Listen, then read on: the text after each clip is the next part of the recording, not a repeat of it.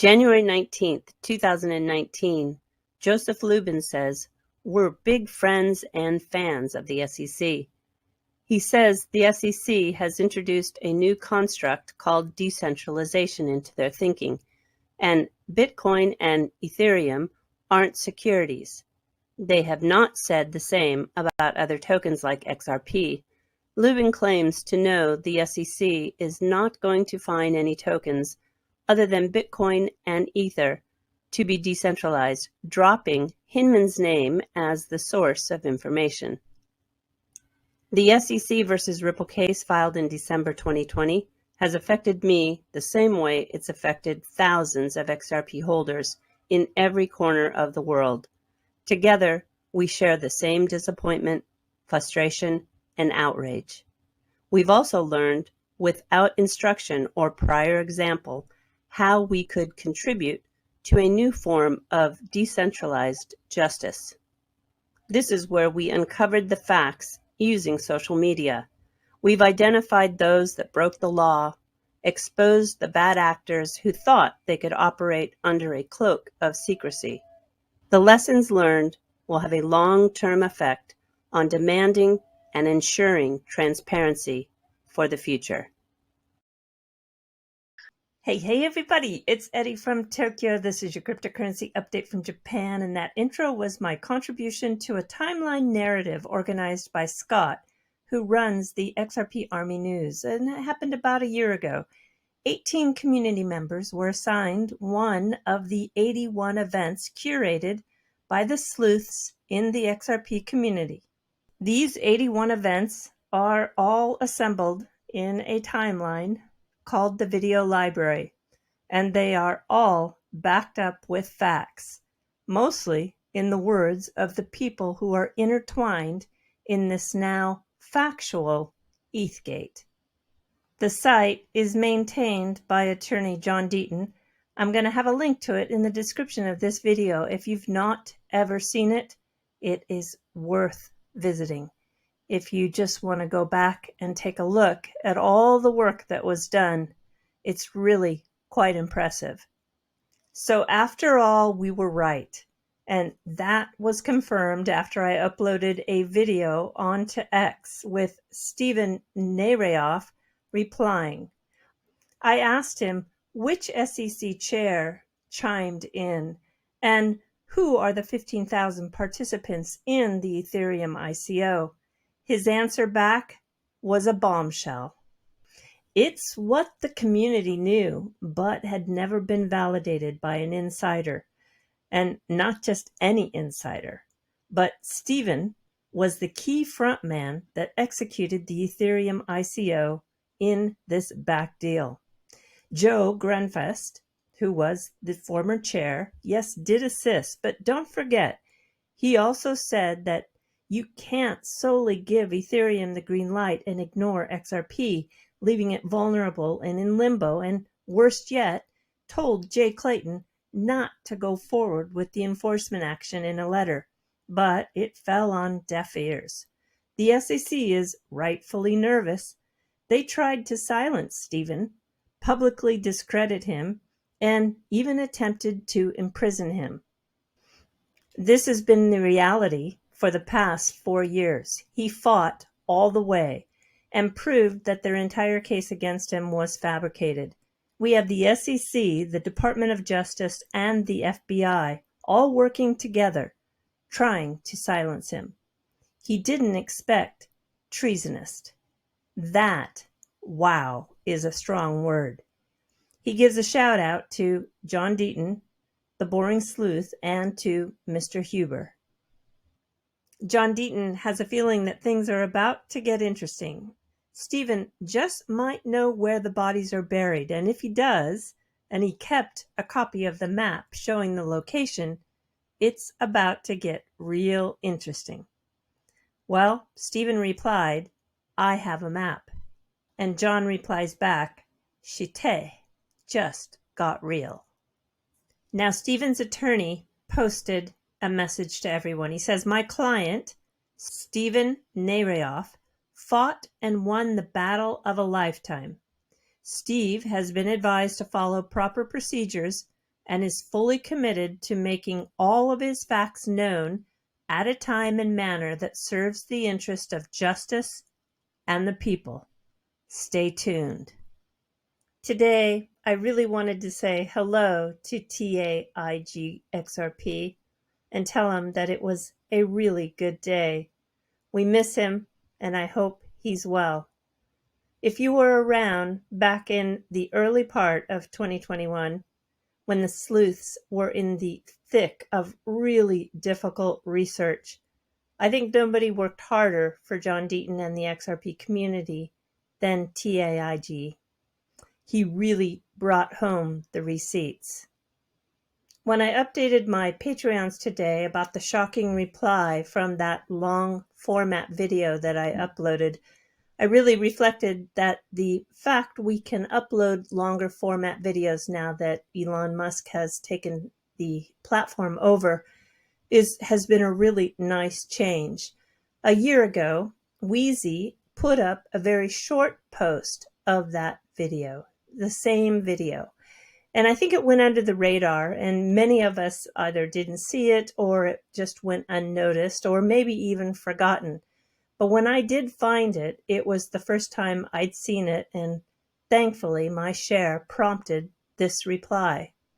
So now we know for sure that this was a multi-agency backdoor deal. It's real.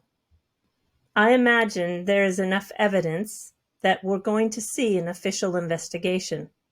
I wouldn't be surprised if John Deaton and other high-level supporters have been activated in that direction. This proves the power of the people. We learned how to use social media to seek and demand justice. I don't expect we're going to stop anytime soon, and we're going to push to have those responsible held accountable. In yesterday's video, I chose to give a very highly cut back version of the 6+ minutes because I was afraid I would lose most of you.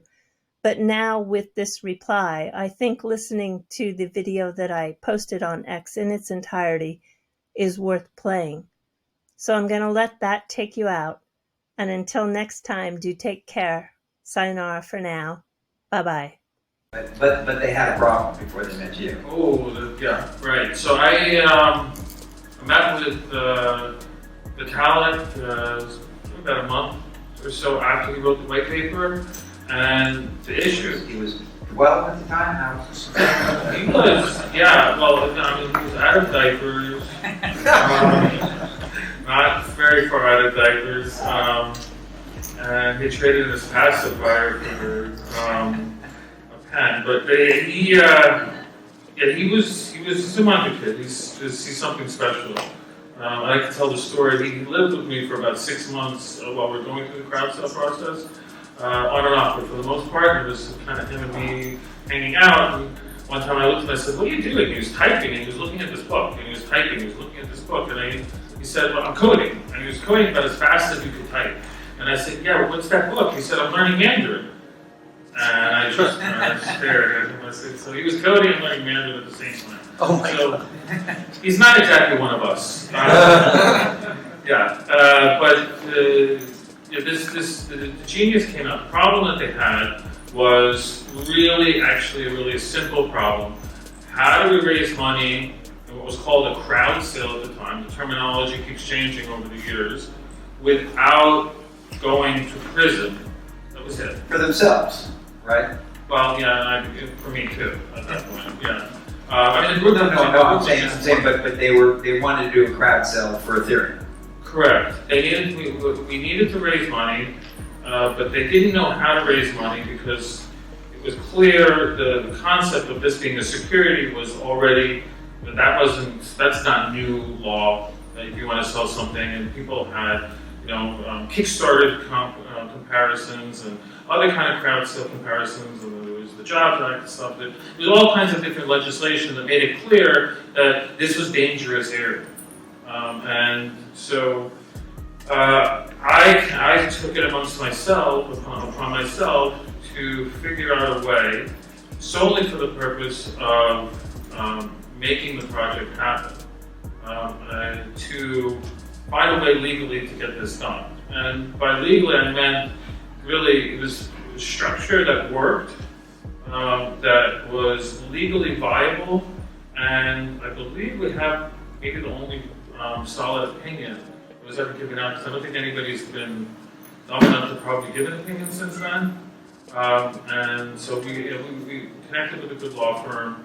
I did most of the research. I was fortunate that, and I'll tell you what we did, but there was a former chief of the SEC that I was in daily conversations with, and we realized that very quickly that we had these round pegs, these things called tokens, and the Securities Acts, 33 to 34, the regulations underneath those, and other ones as have been talked about, were the square hole.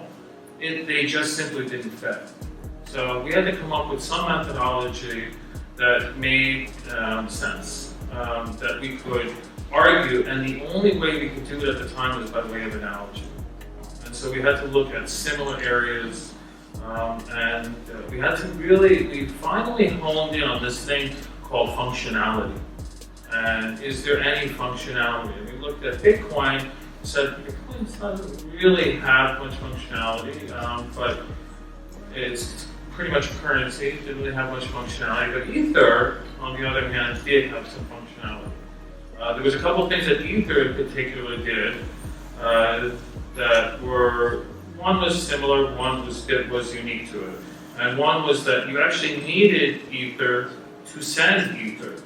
So it's, it's kind of like putting stamps in an envelope, but you need a stamp to still send those stamps, right? And so that was one functionality. But the one that was really interesting and different was that you needed Ether to fuel, that was the terminology, these decentralized applications. So these are all these cool things that we're seeing ICOs on today. They're all decentralized applications, and any of them that are being based on the Ethereum protocol eventually will need Ether to fuel those applications. So if you come up with this idea, now you need the lawyer to opine that this is a good thing, that right. This is legal, that you can now, because of this, you can do what we now call an ICO. Yeah, I mean, they thought I was pretty much out of my mind, and it was fortunate that we did have some higher authority, the former head of the SEC, to chime in, and we eventually made the argument that due to this functionality, I don't think we want to go to the legal aspect of it, because this is more about what did I learn from it. That because by utilizing this functionality, we could get into a safe zone. And at the time, safe zone just really meant, at worst case, because we had got an opinion, we probably wouldn't be put in prison. And we weren't trying to do anything illegal. We were trying to do this. And this wasn't, right now we're in the Wild West. Back then it was just, there wasn't nobody around. So we only got a couple minutes left. Just real quick, can you just tell us about the ICO and then about the lessons learned? Yeah, so the ICO itself was a watershed moment. It took us a month. We raised a gargantuan $18 million, which people are doing in about 10 seconds now. At the time, that was the largest crowd sale in history. So we were just astounded by the amount of interest. We had 15,000 participants. We had 50 Ethereum groups. We went. This is what was the price? And what was the price? What's that? What was the price of Ether? Oh, that hurts.